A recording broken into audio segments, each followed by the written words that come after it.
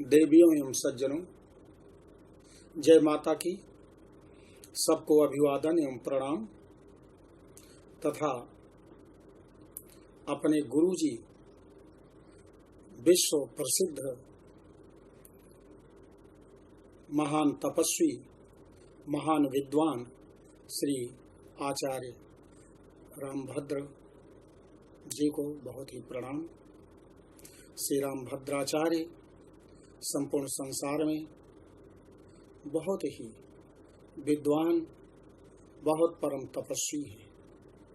उनकी प्रेरणा से आज मैं आप लोगों के सम्मुख चातुर्मास के विषय में बताया था, उसके संबंध में आगे बताने जा रहा हूँ। ध्यान से सुनिए और इसे आपको अच्छा जरूर लगेगा।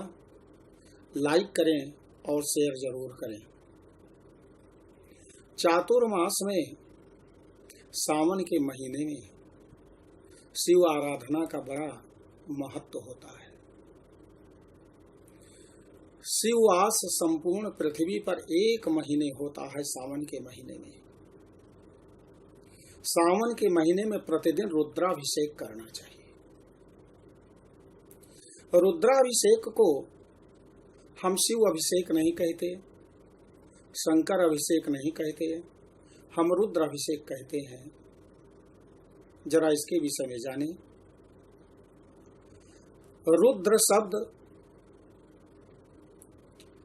रुत से बना है और रुत का अर्थ है रुदन, रोना।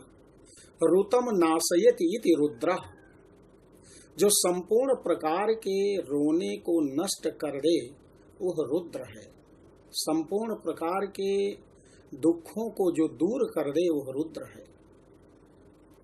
आज इस संसार में संपूर्ण भयानक विध्वंसात्मक शक्तियों से प्राणी घिरा हुआ है, उससे वह निजात पाना चाहता है।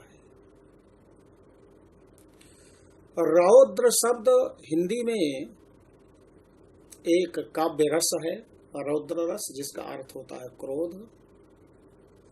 यह रुद्र नामक संज्ञा से बना हुआ है। यह विशेषण है रौद्र। जब कोई सीधी सीधी बात नहीं मानता तो रौद्र रूप मनुष्य को भी धारण करना पड़ता है। तो इस पृथ्वी पर संपूर्ण सृष्टि में 8 महीने जो किसी भी प्रकार का प्रदूषण है उसको समाप्त करने के लिए भगवान 4 महीने अपने परिवार के सहित पृथ्वी पर त्रिलोकीनाथ बनकर के, जनरेटर, ऑपरेटर और डिस्ट्रॉयर बनकर के उत्पत्ति, पालन और विनाश करते हैं। इन संपूर्ण विध्वंसात्मक शक्तियों को वो दूर करते हैं। वर्षा में संपूर्ण पृथ्वी हरी भरी हो जाती है, सब कुछ धुल जाता है, सब कुछ साफ हो जाता है। फिर भी यदि कुछ कमी होती है तो भगवान महाकाल अपने रौद्र रूप में उस नेगेटिव एनर्जी को दूर करते हैं। इसीलिए इसको रुद्राभिषेक कहा जाता है। कुछ लोगों ने प्रश्न किया और करते भी हैं कि रुद्राभिषेक में बहुत सारा दूध अपव्यय हो जाता है, क्यों ऐसा? इस संबंध में मैं आपको बताना चाहता हूं कि जब समुद्र मंथन हुआ तो सबसे पहले कालकूट विष निकला। ऐसा विष था कि संपूर्ण सृष्टि उसमें भस्म हो जाती। वो कालकूट विष नहीं, वो न्यूक्लियर एनर्जी थी। उस न्यूक्लियर एनर्जी से संपूर्ण सृष्टि नष्ट हो जाती। उसको भगवान शिव ने अपने अंदर धारण किया, गले से नीचे नहीं उतरने दिया। इसलिए उनका गला नीला हो गया, नीलकंठ से वो जाने जाते हैं। उस न्यूक्लियर एनर्जी के ताप से वो मूर्छित हो जाते हैं। माता गौरी भगवान नारायण के पास जाती हैं और कहती हैं कि भैया आप मेरे सुहाग की रक्षा करिए, मेरे महादेव इस समय मूर्छित अवस्था में हैं, कुछ करिए। तो भगवान नारायण ने शेषनाग जी से कहा कि शेषनाग जी आप मेरे प्रभु को चैतन्य करिए। शेषनाग जी ने वासुकी को आदेश दिया कि वासुकी आप जा करके भगवान भोलेनाथ के गले में जो कालकूट विष है, न्यूक्लियर एनर्जी है, उससे उन्हें मुक्त करो।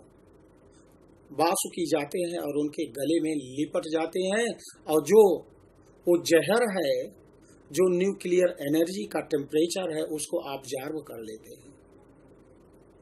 भगवान उठ बैठे, लेकिन फिर भी उनका भयंकर टेम्परेचर से सिर जो है बहुत ही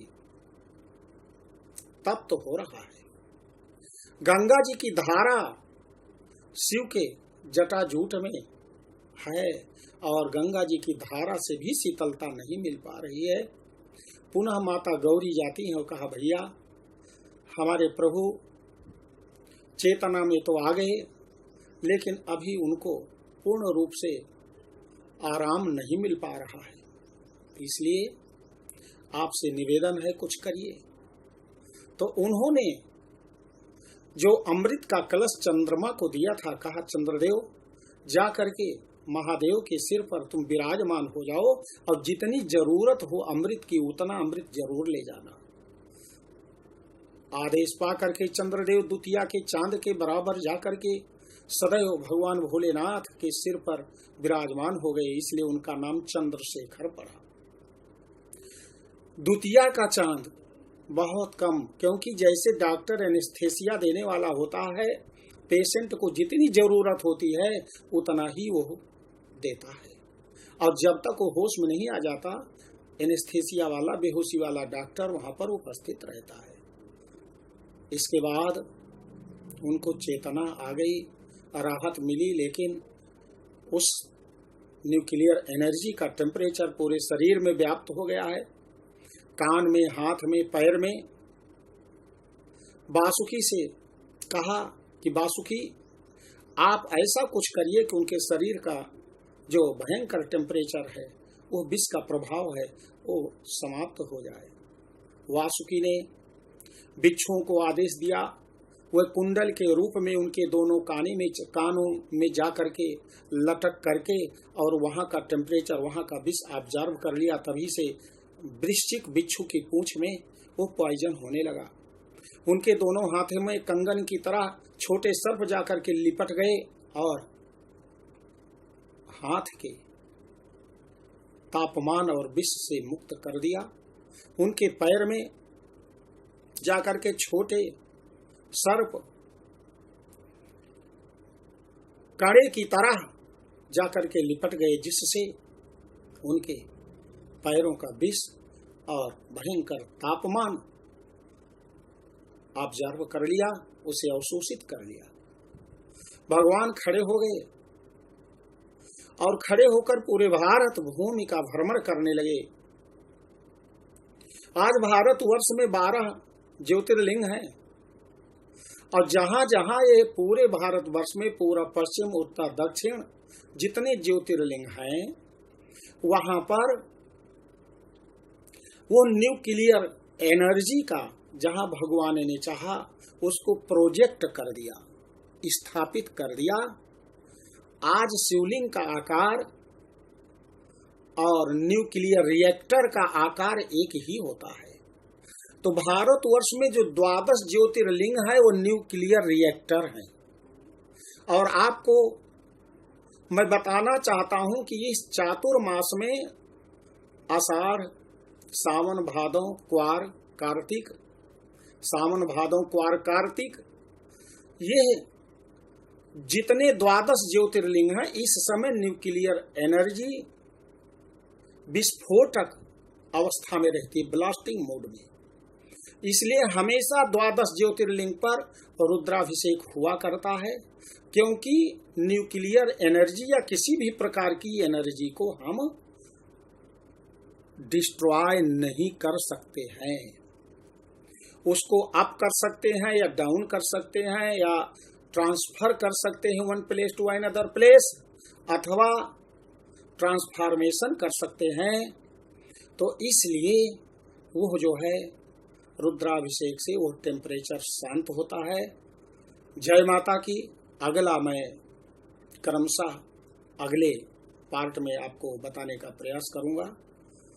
मेरे अवगुणों को क्षमा करना। जितने संत महात्मा सज्जन पुरुष हैं, मैं इसको एक वैज्ञानिक आधार दे करके सबको बताना चाहता हूं कि इसे समझने का प्रयास करें।